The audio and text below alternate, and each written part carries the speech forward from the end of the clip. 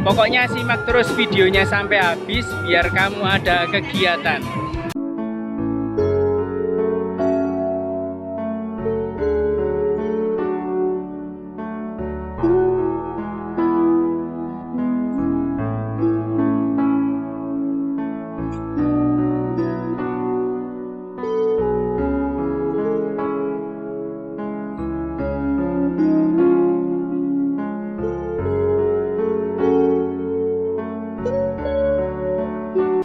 Assalamualaikum warahmatullahi wabarakatuh. Jumpa kembali di channel Studio Arteri. Kali ini kita kembali bertemu dalam segmen Bertauhid itu Boys. Tapi sebelum kita lanjut, mari simak intro berikut ini.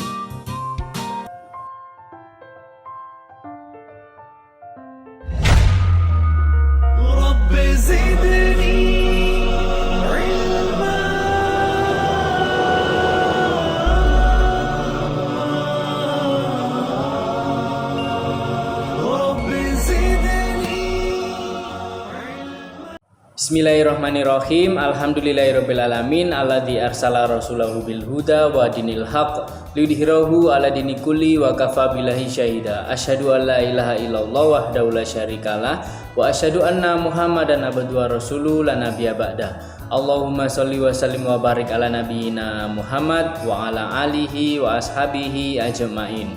Rabbi sidni ilma warzuqni fahma subhanaka la ilma lana illa ma 'allamtana innaka antal alimul hakim. Rabbi shrahli sadri wa yassirli amri wahlul 'uqdatam lisani yafqahu qawli. Amin amin ya rabbal alamin.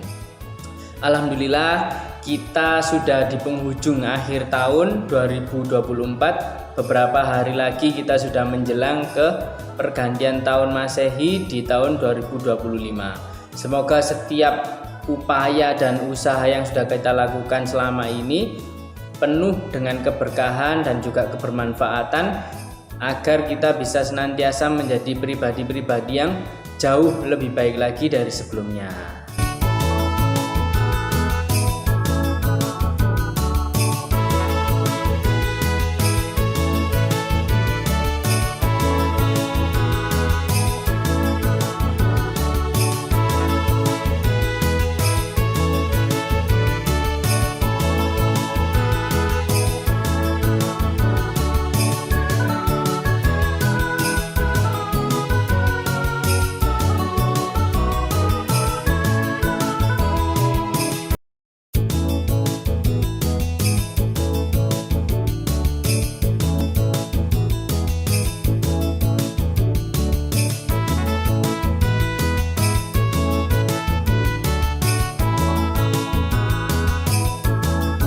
Becak, kita waktunya makan siang sehabis sholat Jumat.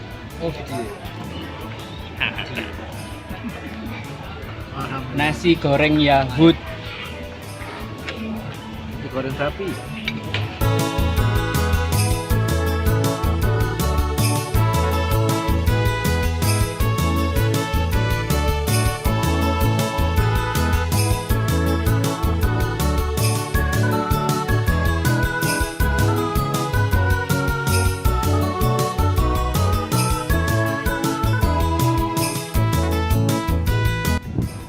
Nah ini lur-telur, kita sudah sampai di Santera della Ponte. Suasananya di sini meskipun panas, tapi tetap aja ya anginnya sejuk. Di belakang kita itu view-nya pegunungan. Masya Allah, indah banget ciptaannya Allah Subhanahu Wa Taala. Maha suci Allah dari apa yang mereka persekutukan.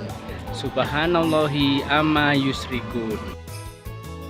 Ngomong-ngomong tentang pergantian tahun, beberapa hari yang lalu kita sudah melakukan refreshing, rekreasi, dan juga tadabbur alam bersama guru-guru SMP Al-Falah Deltasari di daerah Batu. Kita sudah menikmati suasana alam, pegunungan dengan hawa yang sejuk, indah pemandangannya, luar biasa sebagai bentuk wujud rasa syukur kita sebagai makhluk ciptaannya Allah Subhanahu wa taala. Karena sejatinya setiap makhluk ciptaannya Allah Subhanahu wa taala itu senantiasa bertauhid, bertasbih, mengagungkan Allah Azza wa Jalla.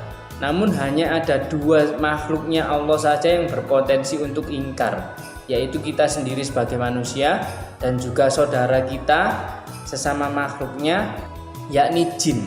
Maka dari itu Allah Subhanahu wa taala senantiasa mengingatkan kita dan jin dalam Quran surat Az-Zariyat ayat ke-56 yang berbunyi, "Wa ma khalaqtul jinna wal insa illa liya'budun."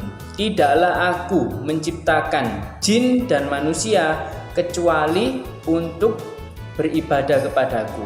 Kenapa kok hanya dua makhluk ini saja yang diingatkan dalam Quran surat Az-Zariyat?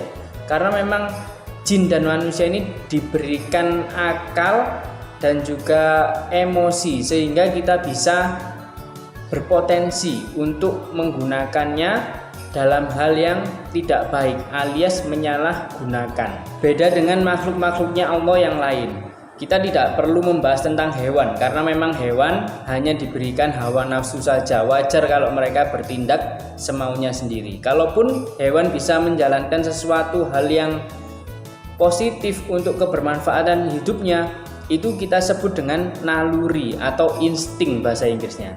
Sedangkan kalau malaikat sudah jelas hanya diberikan ketaatan sehingga malaikat tidak akan melakukan sesuatu hal yang dilarang atau yang menimbulkan dosa. Berbeda dengan manusia dan jin yang kita diberikan kehendak bebas atau bahasa Inggrisnya itu free will, sehingga entah itu digunakan untuk hal yang baik ataupun maksiat, untuk taat atau ingkar kepada Allah Subhanahu wa taala, itu kembali lagi kepada kita semua, bangsa manusia dan juga bangsa jin. Ngomong-ngomong makhluk Allah yang lain, kita tahu bahwa di dunia ini, di alam semesta ini, seluruh makhluknya Allah itu pasti bertauhid dan bertasbih, mengesahkan, mengagungkan kebesaran Allah Subhanahu wa taala sebagai Rabbal Alamin, Rabb semesta alam. Salah satunya adalah gunung-gunung, pegunungan. Seperti yang sudah kita tadaburi dalam kegiatan refreshing dan juga tadabbur alam yang kita lakukan beberapa hari yang lalu. Banyak sekali di Al-Quran ini menyatakan bahwa gunung-gunung itu adalah sesuatu hal yang sangat bermanfaat. Selain pegunungan memberikan suasana refresh, kesejukan dan keindahan alam, ternyata ada juga manfaatnya yang mungkin masih sedikit orang ketahui. Ternyata hal ini sudah dijelaskan di dalam Al-Quran yang turun 1400 tahun yang lalu. Namun baru-baru ini diketahui atau ditemukan oleh para ilmuwan dalam penelitiannya bahwa gunung-gunung itu ternyata adalah ibarat sebuah pasak. Kita tahu bahwa pasak itu yang atas itu pasti kecil dan yang menghujam ke bawah itu sangat panjang dalam. Itu ibarat sebuah pasak. Fungsi pasak adalah untuk menguatkan agar tidak gerak benda yang diberikan pasak tersebut. Seperti halnya fungsi dari gunung-gunung yang ada di dunia ini adalah untuk pasak agar bumi ini tidak berguncang, tidak goyang seperti yang dinaskan di dalam Al-Quran, tepatnya Quran surat An-Nahl ayat 15 yang berbunyi, A'udzubillahi minasyaitonirrajim. Wa alqafil ardi rawasiya antamida bikum wa anharau wasubulal la'allakum tahtadun, yang memiliki arti dan dia menancapkan gunung-gunung di bumi supaya bumi itu tidak goncang bersama kamu, dan dia menciptakan sungai-sungai dan jalan-jalan agar kamu mendapat petunjuk. Ayat yang lain juga ada yang menyatakan, tepatnya dalam Quran surat An-Naba ayat ke-6 sampai ke-7 yang berbunyi, A'udzubillahi minasyaitonirrajim. Alam naj'alil ardo mihada wal jibala autada, yang memiliki arti, bukankah kami telah menjadikan bumi sebagai hamparan dan gunung-gunung sebagai pasak. Dalam hal ini, dua ayat tadi bisa menjadi pertanda bahwa Al-Quran yang diturunkan 1400 tahun yang lalu ternyata sejalan, sesuai dengan apa yang para ilmuwan temukan beberapa abad terakhir ini. Subhanallahi amma yusrikun, maha suci Allah dari apa yang mereka persekutukan. Dalam hal ini jelas banyak sekali ilmuwan-ilmuwan yang akhirnya menemukan ahli oseanologi, ahli geografi, ahli geologi, ahli biologi, dan masih banyak lagi. Mereka itu menemukan bahwa memang benar Al-Quran ini bukanlah karangan maupun tulisan Rasulullah Muhammad SAW menurut kehendaknya sendiri, yang seperti disampaikan oleh orang-orang kafir Quraisy maupun orang-orang kafir yang sampai ada di zaman sekarang ini. Semua itu terpatahkan karena tidak akan mungkin Rasulullah yang kita kenal sebagai Rasul yang ummi, tidak bisa membaca maupun tidak bisa menulis, tapi benar-benar membuat kitab suci Al-Quran dengan sangat rinci, sangat detail. Ini membuktikan bahwa Al-Quran memang benar-benar firman dari Allah Subhanahu wa Ta'ala sebagai pedoman hidup bagi seluruh umat manusia. Kita kembali lagi ke gunung. Dalam hal ini, gunung-gunung itu memang sebagai salah satu bentuk ayat kauniyah atau tanda-tanda di alam yang menunjukkan tentang kebesaran Allah Subhanahu wa Ta'ala sebagai zat yang maha pencipta. Kita ketahui di Al-Quran ini terbagi menjadi dua kategori ayat. Yang pertama ayat kauliyah, ayat yang secara tersurat memang sebagai bentuk peringatan atau bentuk himbauan dan juga pedoman. Yang kedua adalah ayat kauniyah. Nah, ayat kauniyah ini lebih mengarah ke tersirat, bentuk-bentuk di alam yang menyatakan kebesaran Allah Subhanahu wa Ta'ala, untuk tadabbur dan juga tafakur bagi umat manusia dan juga rahmat bagi seluruh alam. Selain itu, sains modern telah membuktikan dari penelitian di bidang ilmu geologi dan juga vulkanologi tentang kebenaran Al-Quran bahwa gunung sebagai pasak. Pasak atau paku memang kita ketahui bagian atasnya itu kan tumpul, pipih, sedangkan bagian bawahnya itu menghujam dalam, jauh. Ini bisa digambarkan bahwa memang gunung-gunung itu fungsinya sebagai pasak. Kita ketahui bahwa gunung tertinggi di dunia adalah Gunung Himalaya dengan puncak yang bernama Mount Everest dengan tinggi sekitar 8.849 mdpl meter di atas permukaan laut, alias hampir 9 km. Namun itu tidak ada apa-apanya dengan panjangnya yang menghujam ke dalam perut bumi, akarnya. Dan ini akan saya tampilkan dalam foto berikut. Ilustrasinya kira-kira seperti ini. Atasnya tingginya hampir 9 km, puncak Mount Everest itu ternyata bawahnya itu menghujam lebih jauh, lebih dalam, bahkan sampai menembus beberapa lapisan perut bumi. Ini menyatakan bahwa kebenaran Al-Quran telah dibuktikan oleh sains modern dari bidang ilmu geologi dan juga vulkanologi tentang kebenaran bahwa gunung sebagai pasak seperti yang dijelaskan dalam Quran surat Nahl ayat 15 dan juga An-Naba ayat 6 dan 7 seperti yang disampaikan sebelumnya. Gunung di dalam Al-Quran setidaknya disebutkan sebanyak 39 kali, sangat banyak sekali. Hal ini menunjukkan bahwa gunung memang sebagai salah satu bentuk tanda-tanda yang ada di alam sebagai perwujudan dan bukti kebesaran Allah Azza wa Jalla sebagai zat yang maha pencipta, yang senantiasa tunduk dan patuh hanya kepada Allah Subhanahu wa Ta'ala. Hal ini bisa menjadi suatu pelajaran bagi kita, khususnya umat manusia dan bangsa jin yang ada di sekitar kita, bahwa apa yang ada di langit dan di bumi ataupun apa yang ada di antara keduanya itu senantiasa bertasbih dan tunduk hanya kepada Rabbal Alamin, Rabb semesta alam, Allah Azza wa Jalla. Subhanallahi amma yusrikun, maha suci Allah dari apa yang mereka persekutukan. Selain itu, Allah Subhanahu wa Ta'ala sebelum menjadikan kita atau bapak umat manusia, bapak kita semua, Nabi Adam alaihissalam sebagai pemimpin atau khalifah di muka bumi, inni ja'ilun fil ardi khalifah, sesungguhnya telah kami tetapkan seorang pemimpin di muka bumi. yakni Nabi Adam alaihissalam sebagai bapak umat manusia yang diberikan amanah. Ternyata Allah Subhanahu wa taala telah menawarkan amanah besar ini kepada makhluk-makhluknya yang jauh lebih besar daripada manusia itu sendiri. Tepatnya dalam Quran surat Al-Ahzab ayat ke-72 yang berbunyi, A'udzubillahi minasyaitonirrajim.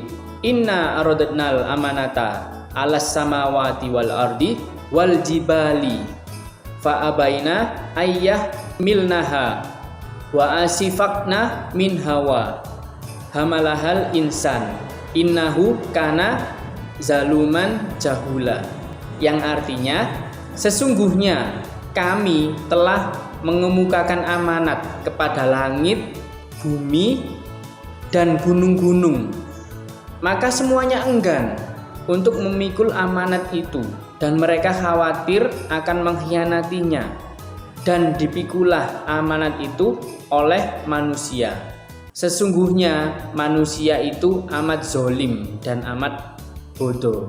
Meskipun Allah Subhanahu wa taala berfirman seperti itu dalam Quran surat Al-Ahzab ayat ke-72 yang menyatakan bahwa manusia itu amat zolim dan amat bodoh, namun memang kita yang ditakdirkan oleh Allah Subhanahu wa taala sebagai pemimpin atau khalifah di muka bumi yang dimulai oleh bapak kita semua, Nabi Adam alaihissalam.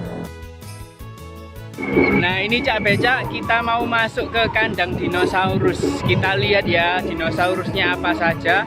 Pokoknya simak terus videonya sampai habis biar kamu ada kegiatan. Nah itu Cak Becak, ternyata dinosaurusnya kaliren itu teriak-teriak terus, belum dikasih makan.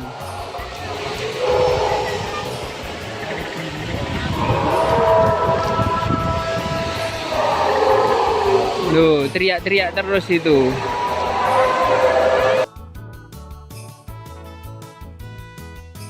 Nah, kalau ini bentuk karya seni rupa 4 dimensi. Ada unsur apanya? Yuk. Nah, dalam hal ini kita tadi sudah melihat banyak dinosaurus dalam hal diorama alias karya seni rupa 4 dimensi. Sebenarnya 4 dimensi itu sama halnya seperti karya seni rupa 3 dimensi, namun ditambahkan oleh 4 aspek, yakni yang pertama bunyi atau suara, yang kedua aroma atau bau, yang ketiga gerak atau kinetik, dan yang keempat cahaya atau light. Dalam hal ini diorama dinosaurus yang sudah kita lihat bersama tadi dalam wahana itu adalah karya seni rupa 4 dimensi yang menggunakan 2 unsur, yakni unsur gerak kinetik dan juga unsur bunyi atau suara, sehingga seperti hidup beneran, padahal itu hanya sebuah robot, bisa dibilang seperti itu ya. Nah, ngomong-ngomong tentang dinosaurus, mungkin banyak di antara kita yang bertanya-tanya, bagaimana sudut pandang Islam melihat dinosaurus itu? Maksudnya, apakah dinosaurus itu memang benar-benar ada? Kalau dalam hal akidah, dinosaurus itu sesuatu hal yang tidak kita ketahui karena kita mungkin sudah beda zaman. Dalam hal akidah ini disebut sebagai bab gaib. Segala sesuatu yang belum kita ketahui dan atau tidak kita ketahui. Jadi gaib di sini yang perlu kita ketahui bukan melulu tentang hantu, jin dan sebagainya, tapi segala sesuatu di alam semesta yang tidak kita ketahui atau setidaknya belum kita ketahui itu disebut dengan gaib. Nah, ini yang jadi catatan kita. Lalu, apakah dinosaurus itu ada dalam Islam? Jawabannya yang jelas wallahu alam bisawab. Kalau kita temukan kerangka-kerangkanya, fosil-fosilnya, kalau memang itu benar fosil dinosaurus atau makhluk purba yang besar-besar bentuknya, ya memang beneran ada di zaman itu. Tapi kalau kita ketahui bahwa tabiat dunia barat itu suka merekayasa segala sesuatu untuk menunjukkan superioritas mereka dan menenggelamkan pemahaman atau mendangkalkan akidah umat-umat Islam yang ada di dunia ini, baik dari zaman dahulu hingga zaman sekarang. Jadi yang kita harus berhati-hati dalam hal ini.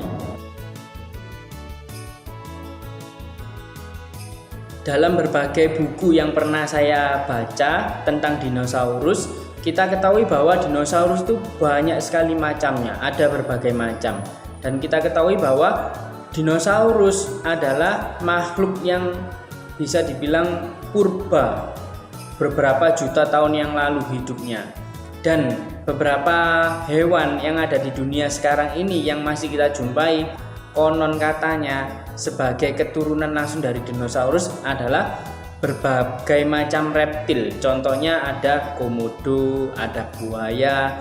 Selain itu burung itu disepakati oleh para ilmuwan barat adalah makhluk purba yang memang masih hidup sampai zaman sekarang. Maka dari itu kita ketahui ada namanya dinosaurus yang diberi nama Archaeopteryx. Itu digambarkan seperti raptor atau T-Rex yang kecil, ada bulu-bulunya, sejenis burung rekayasa. Tapi dalam hal ini ditemukan bahwa kerangka-kerangka itu adalah hasil manipulasi oleh para ilmuwan, alias kerangka-kerangka dari tulang hewan yang berbeda dirangkai jadi satu, seakan-akan itu menjadi satu hewan atau satu jenis hewan, padahal sebenarnya berbagai jenis hewan yang digabungkan. Kita lepas dari situ. Kalau memang dinosaurus itu sejenis unggas alias berbulu seperti burung zaman sekarang.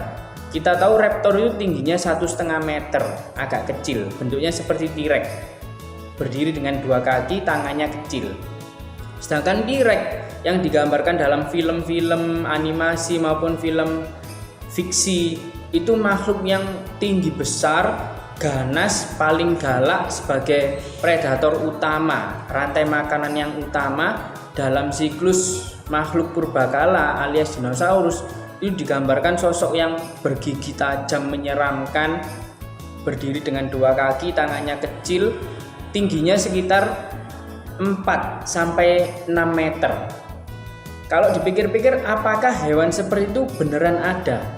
Nah, kita tidak perlu membayangkan secara liar. Kita cukup menggunakan nalar kita dan juga pemahaman akidah kita yang kuat. Kita ketahui bahwa Nabi Adam alaihissalam sebagai bapak umat manusia ketika diturunkan dari surga ke bumi itu tingginya menurut hadis setinggi 60 hasta.